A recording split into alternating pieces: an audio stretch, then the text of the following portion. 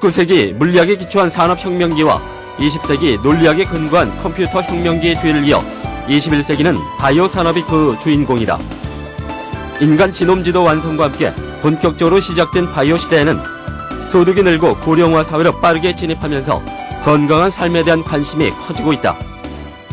이와 함께 바이오 산업의 기초가 되는 생명공학 기술에 대한 사회적 수요가 급격히 늘면서 바이오 산업은 한국 경제를 먹여 살릴 10대 산업 가운데 하나로 꼽힌다.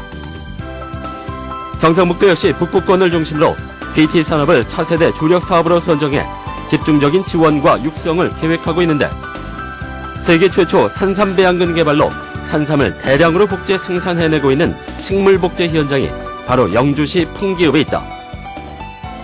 산삼이 복제되어 대량 생산되기까지의 과정을 간략히 살펴보면 산삼은 뿌리 부분만 복제하는 부분 복제 방식을 취하는데 먼저 검정된 산삼을 선택해서 하나씩 복제한 후 성분 분석을 통해서 우수한 개체를 선발한다. 선발된 우수 개체를 소량 배양하면서 배양에 가장 적절한 환경을 찾아내고 찾아낸 최적의 환경을 보장하는 생물 반응기에서 대량 생산하게 된다. 대량 생산의 모든 과정을 자동 제어실에서 원격 제어한다. 한편 이곳 식물 생장 조절실에서는 또 다른 귀중한 식물의 보존과 생장 조건 실험을 계속하고 있다. 100년 세월을 100일로 단축시켜 산삼 복제를 가능하게 한 마이더스의 손은 바로 손송호 박사. 식물 복제와 이를 사업으로 성공시켜낸 생명공학 벤처기업인 바이오 산업의 미래를 미리 보여주는 손송호 박사를 오늘 썬데이 토크에서 만난다. 네, 시청자 여러분 안녕하십니까? 남성입니다. 오늘 TBC 썬데이 토크에서는 방금 화면으로 보신 손성호 박사를 모셨습니다. 박사님 어서 오세요. 안녕하세요. 네, 복제라는 말은 그 생명공학의 문외한에게도 무척 익숙한 단어입니다. 한국 최초의 복제서 영롱이가 태어나서부터 생명 복제에 대한 관심이 높아졌는데요. 동물 복제에 비해서 식물 복제는 좀 덜 알려진 느낌입니다. 예. 박사님께서 먼저 식물 복제는 무엇인지 또 어떻게 이루어지는지 설명부터 해주시면 시작이 순조로울 것 같습니다.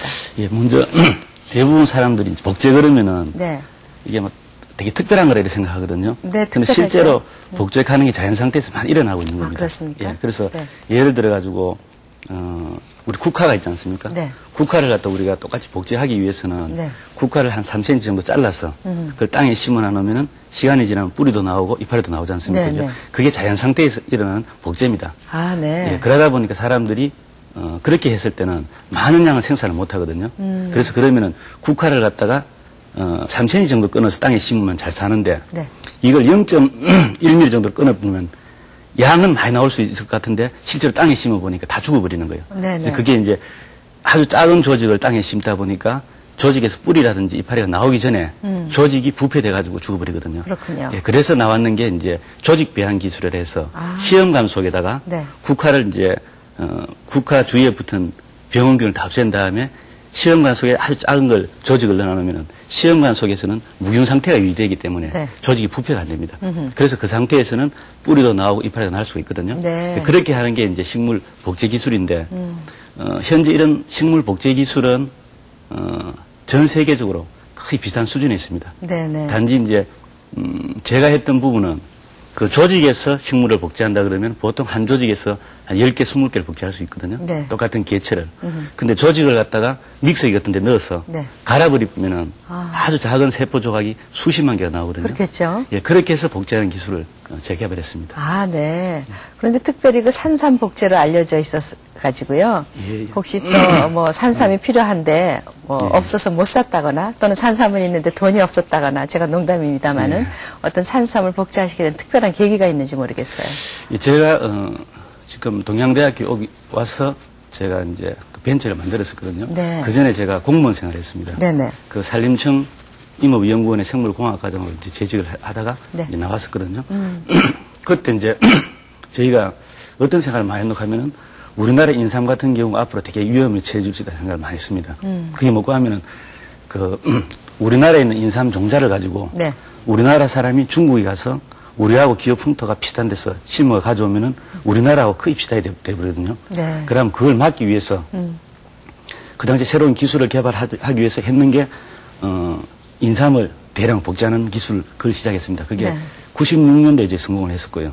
했는데, 그 당시에 이제 그 정부 쪽에서 이제 일부 이제 국회의원님들께서 인삼을 갖다 복제하면은 이 자체가 농가에 혹시 영향을 줄 수 있지 않겠나 생각해서 인삼을 프로젝트를 그만두고 그 산삼을 이제 해라 그랬거든요. 네. 그래서 저희가 96년도에 시작했다가 98년도에 저희가 산삼을 복제했죠. 아. 그래서 그 과정에 저희가 이제 이런 기술이 우리만 가지고 있는 것보다도 우리나라에는 전파돼야 되겠다 싶어가지고 예를 들면 이제 그 국가연구소 같은데 네. 원예연구소라든지 안 그러면 뭐 충북대학교 이제 백개엽 교수라든지 안 그러면은 지금 경희대학에 계시는데 양덕춘 박사라든지 그런 분들 포함해서 거의 한 500군데 기술을 당시에 이제 보급을 했었죠. 네네. 그래서 그때서부터 이제 되게 그 대량 복제가 좀 보편화됐습니다. 네.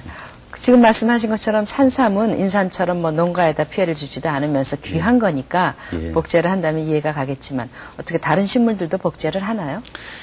예, 식물 복제는 사실 한 17세기부터 시작됐거든요. 아. 그리고 이제 보통 사람들은 그 복제하는 게 어마어마한 거 있다 하는 그런 생각을 잘 안 하는데 네. 예를 들면 우리 딸기를 많이 심지 않습니까? 네네. 그 대부분의 딸기들이 전부 복제된 딸기들입니다. 복제된 묘목을 땅에 심는 방식을 하거든요. 네네. 그리고 뭐 감자라든지 아니면은 꽃 같은 거 특히 우리가 화분에 잘라서 하는 절화 있지 않습니까? 네. 거의 대부분은 복제된 상태의 묘목을 다 쓰고 있습니다. 아. 예. 그런데 조금 전에 감자도 말씀하셨어요. 예. 아주 흔한 감자도 복제할 필요가 있는지 모르겠네요. 딸기도 그렇고. 예, 그리고 저희가 이제 생각하는 거는 감자 묘목을 이제 복제를 하거든요. 네. 근데 일반적으로 옛날 어릴 때 보면 감자 같은 걸 그 봄에 보면은 잘라서 눈이 하나 있게 땅에 심거든요. 네. 그래 심었을 때 이제 그 대부분의 감자들이 바이러스 같은데 이제 감염이 되게 했습니다. 그러다 보면 수확량이 많이 떨어지거든요. 그 최근에 이제 감자를 복제하면은 그 과정에서 바이러스를 답수해버립니다. 그래서 수확량이 2배, 3배 높일 수가 있거든요. 아, 예, 그런 측면에서 이제 감자라든지 딸기도 마찬가지고 지금 복제하는 걸 많이 쓰고 있죠. 네. 근데 이제 평생 한번 구경할까 말까 하고 또 영험한 꿈을 꿔야 캘 수 있다는 산삼이니까 뭐 복제한다고 생각은 할 수가 있는데요. 정말 신기하기도 하고 그런데 말씀하실 때 산삼 복제가 아니라 산삼 배양근 복제라고 말씀하셨어요. 예, 예. 그건 어떻게 이해해야 되는지요? 저희가 이제 산삼 같은 경우도 이제 그 조금 세부적으로 말씀드리면은 네. 완전 복제가 있고 부분 복제가 있습니다. 네. 근데 산삼 같은 경우라든지 인삼 같은 거는 우리가 뿌리를 쓰지 않습니까? 네. 그럼 저희가 복제하는 과정에서 뿌리하고 잎하고 같이 만들어 버리면은 양분이 반반 나뉘어지거든요. 아, 그래서 네. 우리는 뿌리를 쓰니까 네. 그럼 뿌리만 선택적으로 복제하는 그런 시스템에서 뿌리만 만들어내는 거죠. 네. 그래서 이제 그러다 보니까 산삼을 이제 복제하는 탱크 자체가 또 우리 배양한다 그러거든요. 네네. 배양했는 뿌리니까 산삼 배양근 이렇게 저희가 이제 식약청에서 허가를 받았었죠. 네. 그러면 이제 전체를 다 복제할 수도 있고 그렇죠. 특별히 그 뿌리만 복제할 수도 예, 있고 맞습니다. 네. 예, 그럼 뿌리만 복제할 경우는 어떻게 위는 잘라버리나요? 어떻습니까? 아닙니다. 그게 사람들 같은 경우는 보면은 이제 처음에 아기가 태어나서 성별이 나눠지지 않습니까? 네네. 그죠? 근데 보통 여성 같은 경우는 에스트로겐이라는 하는 호르몬이 분비가 막 됩니다. 그래서 점점 여성다워지는 거죠. 네. 그 남자 같은 경우는 이제 테스토스테론 하는 게 호르몬이 분비되면서 남성다워지거든요. 그렇겠죠. 그 어떤 분들 보면 나이가 많이 드시고 한 60대쯤 되면은 여자분들이 힘을 많이 써 남자분들이 힘을 못 쓰는 경우가 많거든요. 네. 그게 어떤 경우 때문에 하면 호르몬적으로 설명하면은 여성들은 한 50대 이상 지나면은 남성 호르몬이 분비가 조금씩 시작되게 됩니다.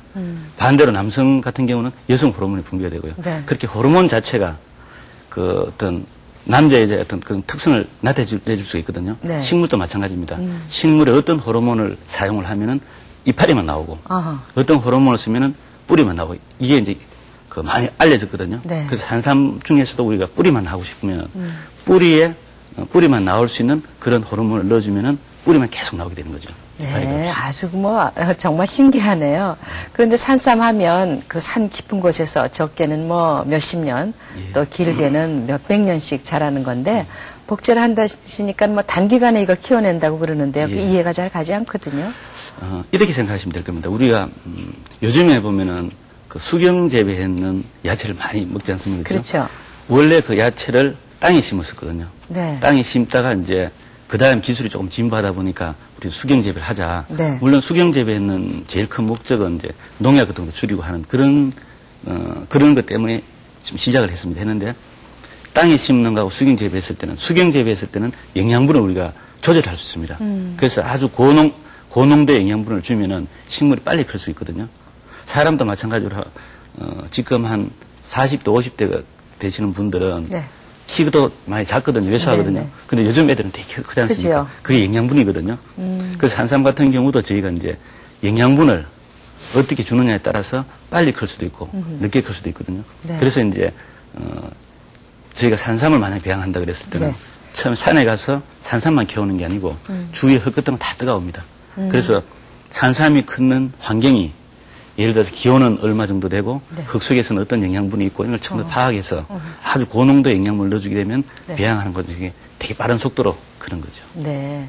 저는 뭐 잘 모르지만 이제 사람들이 인삼이 몸에 좋다고 인삼을 먹고요. 또 인삼보다 조금 난 게 장례삼이라 그러는데 예. 지금 박사님 말씀하신 것도 산삼, 복제근 예. 그렇게 되나요? 예. 각각 어떻게 다른 겁니까? 저희가 봤을 때는 우리나라에 생산되는 인삼이나 산삼 같은 건 저희는 아주 좋다고 지금 보고 있거든요. 네. 근데 이제, 명확하게 구별하는 기준은 사실은 좀 없습니다. 근데 이제 대체로 어떻게 하라고 하면은 보통 우리 밭에서 심는 경우는 인삼이 한 6년 정도밖에 못 자랍니다. 네. 그래서 그런 건 우리 인삼으로 보고 있고 네. 그 옛날에는 장례상 하는 걸 갖다가 10만 애들이 산에서 이제 산삼을 캤는데 네. 어떤 산삼은 종자가 달려있는 거예요. 아, 그러면 그 종자를 자기가 받아서 다시 산에 뿌려가지고 했는 게 옛날에는 이제 장례상 하는 개념이었고요. 그러니까 우리 알기 쉽게 하면 씨를 뿌려서. 그렇죠. 산삼의 네, 씨를 뿌리는 산삼의 게. 씨를 뿌린 것. 네. 근데 요즘에는 이제 그게 그 수요가 모자리다 보니까 수요에 비해서 공급이 모자리다 보니까 인삼 종자나 네. 인삼 묘목 같은 거 갖다 또 산에 뿌리는 경우 되게 많습니다. 아. 그래서 대규모로 이렇게 재배하는 경우가 많죠. 그래서 그 장례삼하고 인삼하고는 확실한 구별은 원래는 종자 자체가 틀렸는 걸로 지금 보고 있고요. 그 산삼 같은 경우는 이제 옛날부터 산에서 계속 거둔 거, 네. 그게 이제 산삼이었는데 그걸 갖다가 이제 그 우리나라 같은 경우는 주세봉 선생님이 재배를 갖다가 민간인이 땅에서 키울 수 있도록 재배를 했었거든요. 네. 원래 품종은 하나였습니다. 하나인데 이제 그래 계속 내려오다 보니까 산삼은 산삼 나름대로 특성을 가지게 되고 인삼은 인삼 나름대로 특성을 가지게 되거든요. 네. 그래서 지금은 저희가 이제 그 구별을 주로 유전자 분석법으로 지금 많이 하고 있습니다. 네. 그 산삼은 아주 깊은 산 속에서 산의 모든 양분 그리고 산의 그 신선한 기운을 먹고 자라서 오래되고 귀한 것이라고 알려져 있지 않습니까? 그렇지만 이 복제된 산삼은 아무래도 그 자연산 산삼하고 같이 가치라든가 영양이 성분이 또 같을지 모르겠어요. 예, 그게 이제 우리 같은 과학적인 진보가 있었을 때는 네. 처음엔 사람들이 그걸 다 받아들이지 못하는 것 같아요. 네. 예를 들면 이제 산삼을 복제했다 했을 때 네. 대부분 사람들은 어떻게 생각하면 산삼만큼은 안 되지만도 그하고 비슷한 게 아이가 이런 생각을 많이 갖거든요. 그렇게 하죠. 네. 근데 이게 이제 복제하는 그 기술이 네. 처음에 제가 말씀드린 것처럼 자연 상태에 있는 것 같다 인간이 관찰해가지고 그 조건을 만들어주는 거거든요. 네. 예를 들면 이제 100년생 산삼 같으면 산에서 100년이 걷는 게 되거든요. 이거 다 배양한다 하면 2개월밖에 안 키워요. 네. 그랬을 때 2개월 키우는 산삼은 100년생 산삼보다 성분이 많이 떨어지는 게 당연한 거거든요. 아. 이제 그렇지만도 어떻게 할 수 있나 하면은 저 개나리 있지 않습니까? 네. 개나리가 원래는 겨울 동안 이파리가 다 떨어지고 네. 봄 되면 새 이파리가 나거든요. 네. 근데 이제 겨울이 계속 되다가 갑자기 날씨가 한 일주일 정도 따뜻해지면은 그 개나리가 어떻게 인식하나 하면 봄이 왔구나 이렇게 인식하게 됩니다. 그래서 갑자기 이파리를 막 틔우는 경우를 우리 흔히 볼 수 있지 않습니까? 그렇죠? 네네. 마찬가지로 이제 식물들은 사람하고 틀려가지고 생각할 수 있는 뇌가 없습니다. 그러다 보니까 이제 네.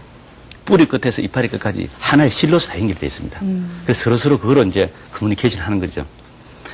산삼 배양을 할 때도 보면은 저희가 2달밖에 안 키우지만도 2달 키우는 과정에서 온도를 한 22도 정도 키웠다가 2도씨로 떨어뜨리면 네. 이 배양되는 산삼 자체가 1년이 지났구나 걸 느끼게 됩니다.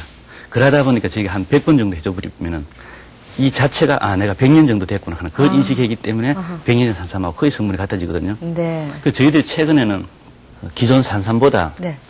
거의 한 성분이 5배, 6배 높은 그런 걸 개발했거든요. 네. 그래서 저희가 이제 그 테스트 하다 보니까 그 자체가 그 특정한 약효를 지니는 그런 물질이 되게 많다는 걸 발견했거든요. 그래서 저희가 제약회사와 같이 지금 새로운 신약 개발이라든지 네. 어떤 기능성 식품 그쪽으로 저희가 지금 추진하고 있습니다. 네. 박사님이 원래보다 한 3배, 4배 영양이 더 좋은 거를 개발했다고 그러셨는데요. 예. 사실 다이아몬드도 예. 험이 없고 빛이 더 좋아도 이제 자연산과 다르게 가격이 좀 떨어지지 않습니까? 예, 예. 그런 부분은 어떻게 소비자들에게 인식시킬 예정이십니까? 그 지금 이제 우리나라 같은 경우는 네. 사실 그 6.25 동란도 겪었었고 네. 그 과정에서 산이 많이 황폐가 됐거든요. 네. 그래서 오래된 산삼을 찾기가 참 되게 어렵습니다. 그렇죠. 그래서 그 어떤 그런 쪽에 생각했을 때는 산삼 자체가 저희가 봤을 때는 그 희소하기 때문에 희소 가치가. 예. 저희가 생각했을 때는 어떤 판매되는 가격하고 네. 그 가치가 조금 차이가 많다고 보거든요. 그럴 예를 겁니다. 들면은 산삼을 갖다가 한 7, 80년 됐다 그러면은 그 신문에도 보면 이게 뭐 7천만 원, 1억 이야기 나오거든요. 네. 저희가 생각했을 때는 어떤 양리 성분적인 면에서 봐서 그 정도는 좀 그 과다하게 평가됐다 생각하는 거고 네. 저희가 지금 배양하는 건 지금 대량으로 배양하거든요. 물론 그게 그 생물 반응이라는 큰 탱크 속에서 하는데 그러다 보니까 이제 많은 양은 아닙니다. 그래서 저희는 어떤 장치에 들어가는 거라든지 그런 걸 쭉 계산해서 이 정도 같으면 국민들한테 그 좀 쉽게 접근할 수 있는 그런 네. 가격대가 안 되겠냐 그런 식으로 얘기를 하고 있죠. 네. 이 생명공학이 아주 부가가치가 높은 분야이면 틀림없지만 또 논란이 되는 것은 안전성 문제입니다. 예. 그 유정자 변형 식물 예. 같은 경우에 여러 가지 안정성에 대한 논란이 아직도 있는데요. 식물 복제의 경우는 어떻습니까? 예, 지금 이제 저희가 봤을 때는 이제 금방 말씀하시는 것처럼 그 유전자 변형된 식물, 저희들이 GMO라 그러죠. 네. 그런 쪽에 안정성이 하나 있을 수 있고 또 하나는 이제 그 독성에 관한 안정성 그걸 또 볼 수가 있습니다. 네. 먼저 이제 그 GMO 쪽으로 말씀드리면은 식물 자체에도 유전자를 넣으면 뿌리를 많이 생산할 수가 있습니다. 근데 그렇게 됐을 때는 GMO 식품이 되어버리거든요. 그래서 의약품처럼 하나의 성분만 쓸 경우는 유전자를 넣는 경우가 있지만도 네. 그 산삼이라든지 이렇게 전체 달을 먹는 데서는 유전자를 쓰면 되게 논란이 될 수가 있거든요. 그래서 그런 면에서 저희가 이제 처음부터 유전자를 안 썼고 그리고 그렇게 이제 배양돼 나왔는 걸 갖다가 국제적으로 되게 유명한 데가 그런 걸 갖다가 분석해 주는 데 많이 있습니다. 네. 이제 예를 들면 SGS 그룹 같은 데가 그런 걸 많이 하는데 그런데 의뢰해서 이게 유전자가 조작이 안 됐구나 하는 거 그런 검증을 받았었죠. 네. 그리고 안정성 부분은 어떤 새로운 기술로 뭐가 생산됐다 그러면은 우리나라 식약청 같은 경우는 기준이 되게 엄격합니다. 그래서 이제 이 안정성을 100% 보장해 줄 수 있는데 그런 데서 시험 성적을 원하게 되거든요. 저희 같은 경우는 이제 그 한국화학연구소라고 있습니다. 네. 거기에서 거의 의약품 수준으로 안정성을 이제 처음에 받고 네. 시작을 했었죠. 네. 이 산삼이 워낙 귀하고 예. 우리들이 한번 보기가 어렵기 때문에 예. 우리 옛날 이야기도 많이 나오지 않습니까? 아주 급한 목숨을 구하는 명약이어서 먹는 데밖에 생각을 못한 것 같아요. 예. 그러나 지금 박사님처럼 대량 복제가 가능해지면 우리 실생활에 여러 용도로 쓰이지 않을까 싶어요. 뭐 얼핏 생각나는 것만 해도 산삼 주스라고 할까요? 또 뭐 산삼 화장품 이런 것들인데 어떻게 두루두루 활용할 계획이십니까? 예, 지금은 저희는 이제 일단 국민한테 쉽게 접근할 수 있는 식품 쪽으로 하고 있거든요. 네. 그런데 식품 쪽으로 하면서 이제 의약품 쪽도 저희 개발하고 있고, 금방 말씀하신 것처럼 화장품이나 주류 이런 쪽도 많이 쓸 수 있습니다. 네. 근데 이제, 저희가 식물 복제하는 것 중에서, 사실 저희가 가지고 있는 기술 중에서 제일 큰 게 뭐고 하면은 대량으로 복제할 수 있는 시스템입니다. 네. 그 시스템을 이용하면은 산삼을 저희가 시작하기 때문에 산삼이 지금 대량 복제가 되는 거고 네. 또 다른 걸 넣으면 또 다른 게 복제가 되거든요. 아하, 네. 그래서 지금 저희가 항암제도 지금 저희가 착수해가지고 거의 생산 초기 단계에 지금 와가 있고요. 네. 또 하나는 이제 의료용 단백질이라는 게 있습니다. 네. 그런 걸 저희가 하면은 그런 부가가 아주 높거든요. 그래서 그런 쪽으로도 저희가 접근할 수가 있죠. 의료용 단백질이라면 어떤 예. 건지 설명 좀 해주세요. 예를 들면은 우리 당뇨에 쓰는 인슐린 있지 않습니까? 네. 이제 그런 것들은 보통 사람의 어떤 췌장에 있는 유전자를 빼서 그걸 동물이나 이런 데 넣어서 이제 만들어내는 단백질이거든요. 네. 그리고 또 이제 빈혈 치료제로서는 이피옥하는 게 있습니다. 네. 그런 같은 경우는 1g 같으면 우리 눈에도 잘 안 보이는 정도거든요. 근데 그 정도 가격이 보통 한 원료 가격이 3억에서 4억 정도 합니다. 네. 1g 자체에. 그러면 저희가 이제 지금 직접 저희가 제작했는 생물 반응기가 한 20톤쯤 되거든요. 네. 그 20톤쯤 되는 생물 반응기에 18대째 배양을 하고 있거든요. 그럼 거기서 만약에 인터페론처럼 1g에 3억 4억 하는 그 정도의 어떤 의약품을 쓸 수 있는 단백질을 생산한다 그러면은 엄청난 부가를 창출할 수 있는 거죠. 아, 예, 그래서 그런 쪽도 저희가 지금 준비를 하고 있습니다. 네, 의료용 단백질 하니까 좀 생소했었는데 설명 예. 듣고 보니까 아주 이해가 잘 됩니다. 이와 같이 그 유망 산업 가운데 하나가 요즘 말하는 바이오 산업 분야 아니겠습니까? 예, 특히 예. 이 식물 복제도 바이오 산업이라고 할 수 있겠죠. 그렇죠, 예. 그래서 21세기를 먹여 살리는 가장 중요한 산업이 바이오 산업이다. 이 BT다. 예. 이렇게 얘기를 하는데 이 BT 왜 이렇게 곽강을 받고 있는 겁니까? 제가 생각했을 때는 만약 우리가 자동차를 한 대 만들어가지고 외국에 수출한다 했을 때 네. 제가 이제 정확한 금액은 잘 모릅니다. 그런데 상식적으로 생각했을 때 만약에 1,000만 원짜리라도 외국에 수출한다 그러면은 네. 자동차 만들고 하는 그쪽에서 거의 한 800만 원, 900만 원 들어간다고 지금 보고 있거든요. 네. 바이오 쪽에서는 조금 전에 말씀드린 것처럼 의료용 단백질 같으면은 1g에 3억 4억을 하거든요. 네. 그런 면에서 보면은 부가 가치다 하는 게 다른 산업보다 엄청나게 큽니다. 그리고 앞으로는 저희가 봤을 때는 이제 그 IT하고 거의 같은 수준이라든지 안 그러면 그걸 넘어설 수 있는 수준까지 BT 쪽이 갈 수 있지 않겠나 보는 그게 부가가치적인 측면에서 저희 생각을 하고 있는 거죠. 네. 요즘 매스컴에 아주 많이 등장하시는 두 분이시죠. 동물복제에서는 황우석 박사 그리고 식물복제에서는 지금 그 손성호 박사신데요. 세계에서 내노라 하는 두 분이 우리나라에 계시니까 우리나라가 정말 이 분야에서 아주 선두를 지키고 있는 게 아닌가 그런 생각이 드는데 사실 그렇습니까?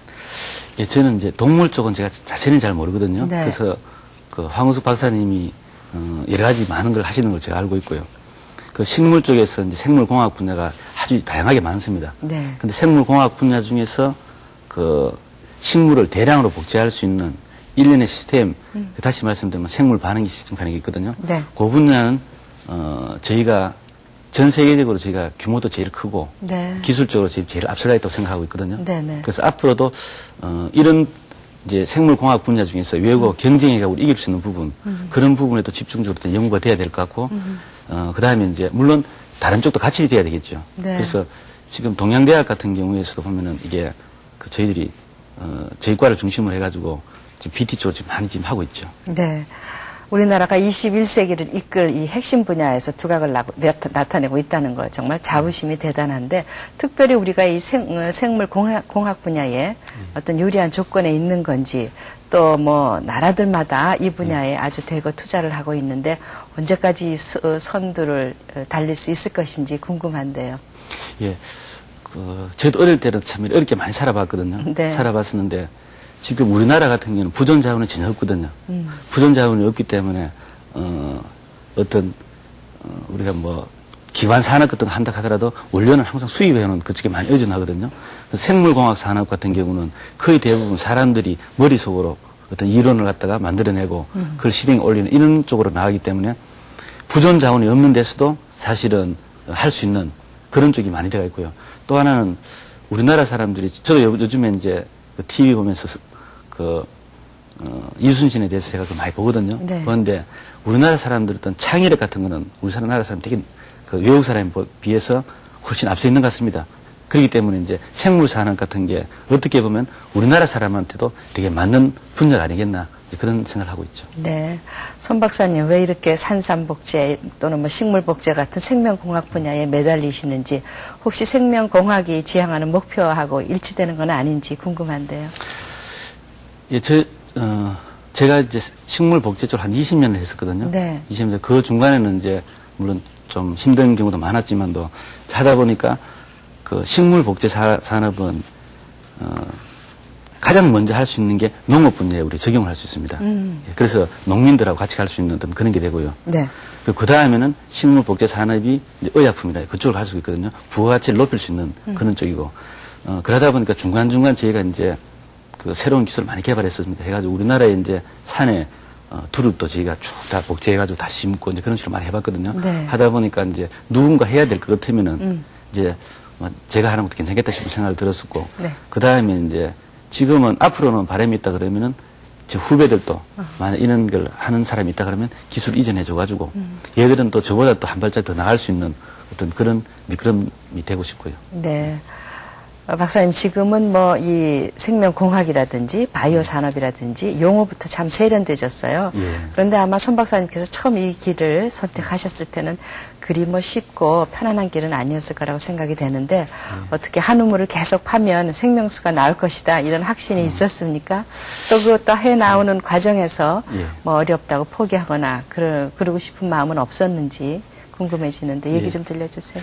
제가 이제 92년 초에 미국에서 들어왔었거든요. 네. 들어와가지고 그 산림청 입업연구원에 처음 임시직으로 들어왔습니다. 들어가 있다가 이제 그 당시에는 보면 지금도 마찬가지지만도 생명공학, 생물공학, 유전공학 이런 용어 자체가 아주 다양하게 써 있었거든요. 이제 그래서 그때 저희가 이제 그 프로포즈를 하나 올려가지고 네. 앞으로 생명 산업이 되게 커질 거다 생각해서 이제 그 당시에 그 위에 분에 보고를 했었습니다. 네. 했는데 그때 청장으로 계시던 그 이보시 청장님이나 아니면 이제 그쪽 지금 경상북도 도지사로 계시는 이건 도지사님한테 이제까지 다 보고가 됐거든요. 네. 곧바로 일주일 후에 제가 김영삼 대통령한테 보고를 하고 나서 그 김영삼 대통령이 그 자리에서 한 80억을 지원해 줬습니다. 네. 지원해줘. 그러면은 생물공학과를 만들고 앞으로 이것 가지고 한번 해봐라. 그래서 사실은 그때 저희가 이제 80억 받아가지고 시작했는 게 지금 이제 우리나라에서 어떤 생물복제 산업 그쪽에 어떤 핵심 기술이 지금 만들어지는 거죠. 네. 예. 그리고 이제 그 하는 과정에는 사실은 이제 저는 된다 하는 확신은 있었지만도 네. 주위 사람들이 이제 그 예를 들면 저희가 조그마한 생물 반응기를 만들었었거든요. 그게 한 20리터 정도 되는데 제가 생각했을 때는 산업화가 되려고 하면은 20리터가 아니고 20톤이 돼야 된다. 그렇게 이야기하니까 이제 위에 분들이 왜 연구만 하면 되지? 네. 학자가 산업화 쪽으로 하느냐. 이제 그런 이야기도 많이 들었었고 또 작은 걸 많이 만들면 될 거 아니냐. 네. 그래가지고 그걸 참 이해시키기 되게 어렵더라고요. 그래서 제가 생각했는 게 이제 그때 그분들한테 주위 분들 말씀드렸는 게 우리가 외국에 수출할 때 나룻배를 갖다가 만 척을 동시에 이제 짐을 실어 갈 수도 있지만도 상선이 큰 게 하나 있으면 그게 더 효율적이겠느냐. 네. 그래서 이제 그때 5톤 규모까지 이제 허락을 받아가 제가 이제 만들었었고요. 이제 그 이후에는 지금 20톤까지 했는데 결국은 이제 그때 만든 기술이 지금은 세계의 어떤 탑이 지금 되어 있는 거거든요. 네. 그래서 어떻게 보면 생물공학 어떤 산업 중에서 식물 보째 분야는 저는 가끔씩도 이제 한 번씩 제 개인적으로는 김인삼 대통령이 그 당시에 80을 밀어주는 그게 종잣돈이 안 됐는지 그래 보고 있습니다. 네. 말씀을 들어보니까 그렇고 또 시작을 폐교에서 하셨다는 것부터가 그 과정이 쉽지는 않았을 것이라고 생각이 됩니다만은 80억이나 지원받으셨는데 왜 하필 폐교에서 시작을 하셨어요? 그 얘기부터 좀 들려주세요. 그동안에. 그는 제가 이제 공무원 생활했을 때 이제 네. 그때 지원을 받았는 거고요. 그 이후에 제가 이제 벤처 쪽으로 한번 해보겠다 해서 네. 제가 한 자본금 한 30억으로 시작을 했었거든요. 네. 그래서 제가 쭉 계산해 보니까 대부분 보면 이제 사업하실 때 보면은 먼저 땅을 많이 삽니다. 네. 땅을 사고 거기다 이제 건물을 지은 다음에 융자를 받고 이런 식으로 하거든요. 그 저는 생각에 어릴 때부터 저희들은 다른 데 돈을 빌리는 게 참 이래 좀 부담스럽다고요. 그러면 그 범위 안에 살 수 있는 방법이 뭐겠느냐 네. 하다 보니까 그 당시에 우리나라 폐교가 많이 비었었어요. 네. 그래서 초등학교 쭉, 폐교가요? 예. 네. 쭉 설치해 보니까 강원도 쪽에서는 또 마침 그때 가을 동화락 하는 그 TV 프로가 나오고 나서부터는 네. 예술 하시는 분들이 학교를 처음 다 이제 거기서 생활을 하시고 계시더라고요. 그러셨죠. 네. 그러다 보니까 영주에 그쪽에 폐교도 좋은 게 하나 있고 또 제 나름대로 영주 쪽은 우리하고 맞닥하는 어떤 그런 생각이 있어서 이제 폐교에 들어가게 됐죠. 네. 지금은 그 폐교 모습은 거의 안 남아 있습니다. 이제 돈을 버셔서 단장을 하셨군요. 그 영주 근처에 풍기에 자리 잡으셨다고 그랬어요. 예, 예. 인삼하고 뭐 관계가 있어서 그러셨나요? 예. 지금 제가 처음에 말씀드렸을 때 우리가 인삼을 복제를 성공했었는데 그 이후에 산삼으로 했다고 말씀드렸지 네, 않습니까? 네. 제가 보기에는 이제 앞으로 우리나라 FTA 같은 게 여러 나라하고 체결이 될 겁니다 아마. 그러려고 하면은 인삼도 다른 과일하고 똑같이 중국이라든지 캐나다나 미국에서 수입될 거라고 보고 있거든요. 그러면 우리나라 농가를 살릴 수 있는 방안은 농가에 생산하는 인삼을 갖다가 이제 부가를 높여서 팔 수 있는 그걸 갖다 누군가 개발한다 하면 가능할 것 같더라고요. 네. 그래서 저희 회사하고 동양대하고 같이 해서 이제 그 지역 혁신 개발 사업 이제 그쪽으로 저희가 이제 연구비를 신청해서 24억 정도 지금 받았습니다. 3년 동안. 네. 그래서 그걸 이용해서 농민들이 생산하는 인삼에서 의약품을 쓸 수 있는 사본이나 또 종류별로 다 분리한 다음에 이걸 다 제약해서 지금 보내주려고 그러거든요. 네. 만약 그게 성공한다 그러면은 앞으로 우리가 농가하고 같이 계약 재배를 해서 농가에 쓴 전량 보내주면은 우리는 의약품 소재로 만들어서 이제 우리나라도 쓰고 외국도 보내려고 그러거든요. 근데 실제로 그 인삼에서 만드는 의약품은 유럽에서는 개발됐지만 우리나라 아직도 개발도 안 된 상태입니다. 아, 그렇습니까? 네. 그래서 저희가 이제 우리가 인삼 종주국이라 그러지 않습니까? 그렇죠? 그럼 우리가 먼저 앞으로 개발해서 네. 우리나라도 쓰고 정말 외국으로 나갈 수 있는 어떤 그런 기틀을 만들어야 안 되겠나 싶어서 그런 의미에서 저희가 이제 그 영주가 맞닥 했는 게 풍기는 영주시에 속하거든요. 네, 인삼으로 만든 비누, 뭐 인삼 화장품 많은데 아직 그게 개발이 잘 안 돼 있는 상태군요. 예, 그러니까 인삼 자체를 쓰는 상품은 일체 상품은 많이 개발되어 있거든요. 네. 근데 인삼에서 아주 특수한 성분을 빼서 그걸 의약품으로 소재화시키는 그런 쪽은 아직 거의 안 돼가 있는 상태죠. 네, 어디까지 도전을 계속하실지 무척 기대가 큰데 앞으로도 어떤 계획을 갖고 계십니까? 예, 저희가 지금은 이제 그 부가가치가 높은 그 의약 소재를 생산하려고 그러고요. 네. 또 하나는 제가 얼핏 저 TV를 보니까 그 요즘에 이제 달나라 같은 데 관심이 되게 많더라고요. 네. 저희 그 자료 화면에서 봤을 때 생물 반응기 보셨죠? 그 속에서 사실은 감자, 딸기는 다 재배가 가능합니다. 네네. 그래서 앞으로 한 10년, 20년 정도 지나면은 달나라에도 아마 그런 작물을 생산할 수 있는 그런 체계에 가야 된다고 보거든요. 네. 그래서 지금은 영국 같은 경우는 우주생물학 하는 과목을 개설하는 학교가 한 35군데가 넘습니다. 아직 우리나라는 거의 미비한 상태고요. 그래서 어느 정도 시간이 지나고 나면 저희가 축적된 기술로 앞으로 우주 산업에 쓸 수 있는 어떤 그런 생물 반응기도 계속 저희들이 한번 그 개발해보고 또 그런 쪽 관련되는 데하고 같이 공동으로 한번 기술 개발해보고 싶은 그런 생각도 있습니다. 네. 박사님 해오신 일 이렇게 쭉 들어보니까 처음엔 연구를 하셨을 것 같아요. 국화를 예. 이제 한마디 해가지고 복제를 하는데 산삼으로. 그다음에 그 연구를 기술적으로 이제 발전시켜서 대량 복제를 하시고 그 다음에 사업으로 연결하셨단 말이죠. 예. 그런데 사실 저희가 생각하기에 학자하고 경영하고 잘 어울리지 않거든요. 예. 경영은 어떻게 하셨는지 또 순조로웠는지 그리고 앞으로 어떻게 경영을 하실 생각이신지요. 예. 제가 이제 군대에 있을 때 행정병을 봤거든요. 네. 그때 제가 딱 느꼈던 게 그 대부분 군대 조직하면은 사회하고는 되게 괴리가 됐다 생각했는데 네. 어떤 행정 같은 거는 군대가 되게 시스템이 잘 되어 있습니다. 아하. 그런 걸 제가 많이 봤었고 네. 그리고 제가 이제 그 미국에 있을 때는 제가 한인 총 학생회장을 해봤거든요. 네. 하면서 이제 그 어떤 집단 자체가 어떤 방향으로 가야 되겠냐 이런 것도 한번 생각을 해봤었거든요. 네. 해보면서 이제 나름대로는 어떤 매니지먼트가 어떤 방향으로 가야 되나 그런 건 조금은 생각했어도 제가 이제 사업을 한다 생각 전혀 안 했었죠. 네. 그러다가 이제 제 공직 생활할 때 그 생물공학 과장으로 있으면서 이제 하나의 어떤 그룹 자체를 같이 끌고 나가야 됐었거든요.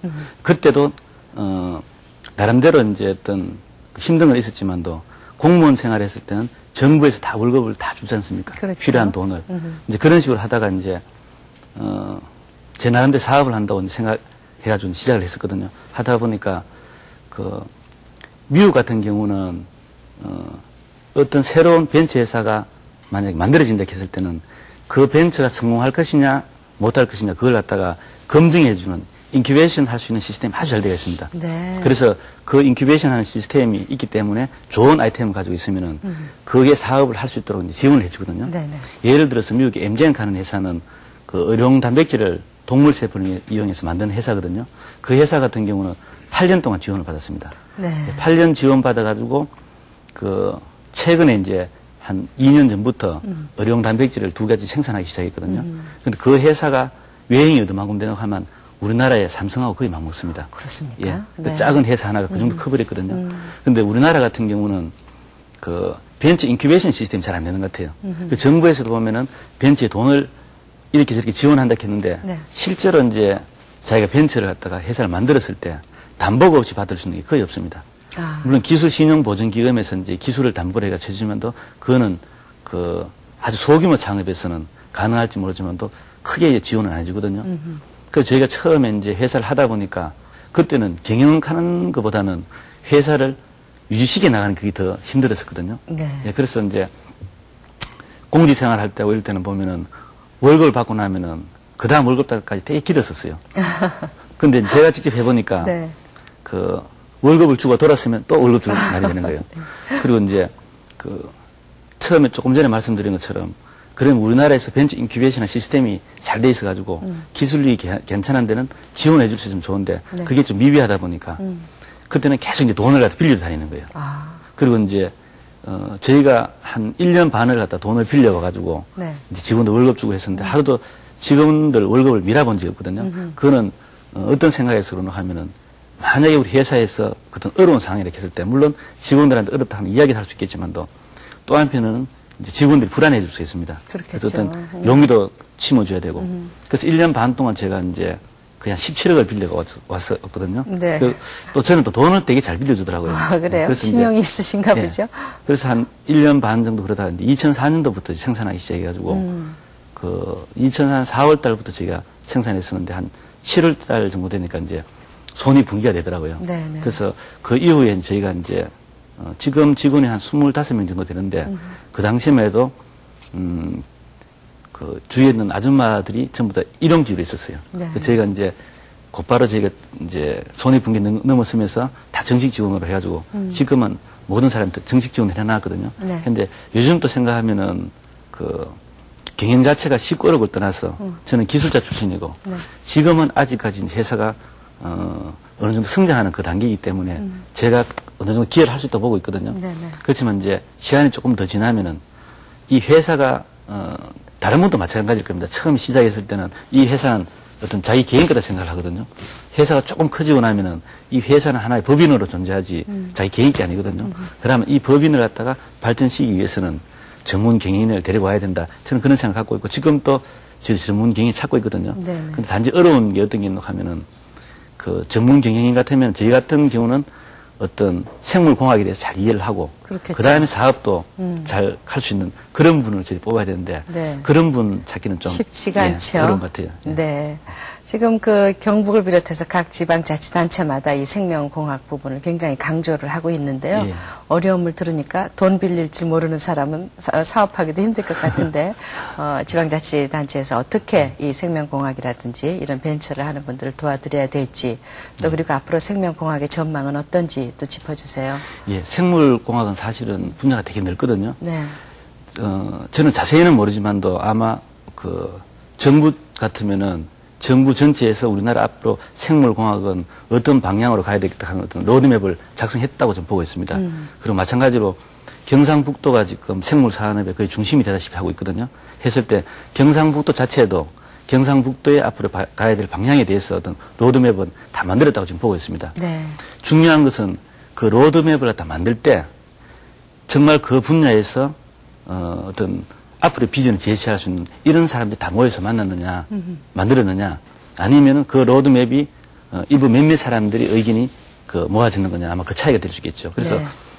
그 생명산업 하는 거는 제가 보기에는 전반적인 거는 국가적인 차원에서 고르게 지원해줘서 발전하도록 해야 되지만도 또 특히 우리나라하고 선진국하고 비교했을 때 우리가 앞서 있는 부분은 그는 집중적으로 해줘야 된다고 생각하고 있거든요. 그래서 그런 걸 할 수 있는 그 시스템이 먼저 만들어져야 된다고 보고 있고요. 네. 그리고 이제 벤처 같은 경우는 그 일반적으로 이야기할 때는 하이 리스크 하이 리턴이라고 그러는데 네네. 제가 생각했을 때는 벤처는 하이 리스크 하이 리턴보다도 스몰 리스크 하이 리턴이 돼야 됩니다. 그건 무슨 말이라고 하면 처음에 벤처를 설립할 때도 나름대로 한 번 이걸 해서 돈을 버리고 그다음에 시간이 지나면 없어지는 도태되는 그런 쪽이 아니고 앞으로 1년, 5년, 10년 후의 모습을 생각하면서 그런 기술이 확보됐을 때 만들어져야 된다고 생각하거든요. 네. 그리고 또 하나는 정부도 마찬가지고 지자체에서도 사실은 벤처에 지원을 하고 싶어 하거든요. 하지만도 정말 이 벤처가 잘 될 수 있느냐 못 되냐 그거 갖다가 그 명확히 구별하기 좀 어렵거든요. 그래서 아까 말씀드린 것처럼 로드맵을 작성할 때 정말 그 분야의 전문가들이 좀 모여서 완벽한 어떤 로드맵을 만든다 그러면은 벤처 육성하기가 훨씬 좋을 거라 지금 보고 있죠. 네, 로드맵이 완벽하고 인큐베이션 시스템이 갖춰져 그렇죠. 있고 그래야 예. 될 것 같군요. 이 프로 보면서 나도 생물공학 분야, 생명공학 분야에 한번 도전해봐야 되겠다 이런 학생들도 있을 수 있고요. 또 자녀를 그런 곳으로 보내고 싶어하는 학부모도 있을 텐데 자질은 어때야 하는지 그리고 앞으로의 생활 태도랄까 비전을 어떻게 잡고 있어야 할지 말씀해 주세요. 예, 저도 그 저는 경북대학을 졸업했습니다. 네. 대학을 졸업하고 나서 이제 미국에 장학금 받고 미국 갔었거든요. 갔을 때 그 당시에 제가 87년도에 미국 갔었는데 네. 그때도 벌써 미국에서는 엔지니어 출신들 사람들이 그 아주 높은 연봉도 받고 사회적으로 인정을 받는 그룹이 됐었거든요. 그랬었는데 그 우리나라는 옛날부터 농공행상 그래가지고 어떤 그 이과 쪽에 대해서는 좀 무시하는 그런 경향이 되게 많았었거든요. 많은데 지금은 이제 세월이 많이 바뀌는 것 같아요. 이제 이공계에 나왔을 때는 자기가 열심히 하면은 정말 어떤 그룹의 탑이 될 수가 있거든요. 그래서 옛날에는 CEO라고만 했지만도 지금은 CTO라 그래서 기술자가 제일 높은 위치까지 올라갈 수 있는 그런 것도 되어 있거든요. 단지 이제 그 말씀하시는 것 중에서 이제 어떤 학생들 차원에 봤을 때 저도 이제 저희 애가 지금 고등학교 지금 3학년입니다. 네. 그래서 저희가 영주에 살거든요. 네. 그래서 영광여고에 다니고 있는데 그 애가 이야기하는 게 이제 한 번씩 아빠 나는 뭘 하고 싶다 아니면 뭐 하고 싶다 이야기를 하거든요. 하는데 그게 학부형도 마찬가지고 학생도 마찬가지고 고등학교 3학년 정도 되는 학생들이 다 그런 건 아니겠지만도 대체로 보면은 정말 자기가 어떤 과에 가겠다 어떤 그런 것보다는 어떤 대학에 가겠다 이걸 먼저 생각하는 것 같아요. 그렇기 때문에 정말 생물공학 분야도 학생들이 다른 분야도 마찬가지지만도 충분히 보고 이 분야가 정말 내가 그 평생을 일할 수 있는 그런 분야가 맞겠구나 하는 그런 걸 심어줄 수 있는 게 참 중요하거든요. 네. 그런 면에서 봤을 때는 저도 생물공학 하는 사람 중에 한 사람이지만도 생물공학 하는 사람도 반성을 많이 해야 될 부분이 뭐고 하면은 대부분 생물공학 하는 그쪽에 벤처에서도 마찬가지고 아니면 뭐 기업도 마찬가지인데 오픈을 안 합니다. 그게 이제 기술적인 노하우가 빠져나간다 생각해서 그런데 네. 제 생각에는 그런 게 오픈돼야 된다고 생각하거든요. 그 제 조카가 하나가 중학교 때 이제 제한테 와서 일주일 동안 같이 있다가 걔가 그 이후로부터 자기는 생물공학을 공부하겠다 해서 네. 지금은 이제 그 서울에서 아주 좋은 대학교 생물공학 졸업하고 그 앞으로 이제 박사 과정 또 유학 가려고 생각을 하고 있거든요. 그래서 저희가 생각했을 때도 지금 저희 시스템 자체도 사실은 전 세계적으로 저희 거의 탑이라고 저희 이야기는 하지만도 아직까지 학생들한테 별로 개방해 본 적이 없거든요. 그래서 오늘 이 시간을 계기로 해가 네. 저희도 이제 만약 이과 중에서 생물공학 그 중에서 저희처럼 이제 그 식물을 이용한 아니면 미생물을 이용한 대량 생산 쪽으로 또 유전자를 이용해서 대량 생산하는 어떤 그런 분야에 만약에 고등학교라든지 아니면 중학교 학생들이 연락이 온다 그러면은 저희 자체 내도 어떤 프로그램을 만들어서 네. 학생들한테 생물공학이 어떤 건지 그런 식으로 저희가 이제 그 학교하고 대학하고 같이 해서 연계해서 그걸 한번 보여줄 수 있도록 한번 하겠습니다. 네. 요즘 뭐 이공계 살리기 묘수를 찾느라고 난리인데요. 예. 먼 데서 찾을 것이 아니라 이렇게 직접 박사님처럼 성공의 과정을 보여주는 것이 지름길이 아닌가 생각합니다. 네, 오늘 정말 고맙습니다. 예, 감사합니다. 오늘 낮과 밤의 길이가 같다는 춘분입니다. 예로부터 이맘때 농사의 시작이라고 할 수 있는 애벌가리를 잘해야 한 해 걱정 없이 풍족하게 지낼 수 있다고 해서 농가에서는 무척 바빠지는 때라고 합니다. 늦기 전에 미리 해둘 일은 없는지 주변을 둘러보고 준비하는 휴일 보내시기 바랍니다. 함께해 주셔서 고맙습니다. 다음 주에 뵙겠습니다. 오늘도 내가 주인공이 되는 곳이 있습니다. 대시양을 만나면 여자는 주인공이 됩니다. 어디 사는데? 태영 아빠